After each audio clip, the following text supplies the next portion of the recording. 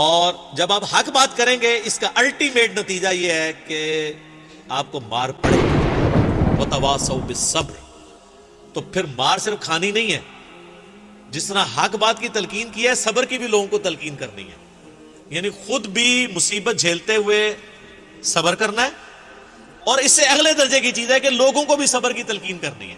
جس کو حق بتائیں اس کو ساتھ یہ بتائیں کہ بھائی اس حق کے بعد مصیبت آئے گی، پریشانی آئے گی، صبر بھی کرنا ہے. یہ آخری دو شرائط جو ہے نا یہ بڑی مشکل ہے. اس کے اوپر میرے بھائی بڑے بڑے لوگ آ کے فیل ہو جاتے ہیں. پہلی دو شرائط تو آپ کسی چوک میں کھڑے ہو کے کہنا جی میں نے آج رات کو کھڑے ہو کے اتنے نوافل پڑھے ہیں، لوگ کہیں گے جی ماشاءاللہ بہت اچھی بات ہے. لیکن اسی چوک میں آپ کھڑے ہو کے کہیں کہ یہ جو تماشا تم لوگوں نے یہاں لگایا ہوا ہے آندہ سے میں نے نہیں ہونے دینا، تو آپ دیکھ لیں پھر آپ کے ساتھ وہ کیا کرتے ہیں. نہ آپ کی داڑھی کا لحاظ کریں گے، آپ کی نمازوں کا لحاظ کریں گے، نہ کچھ اور کریں گے.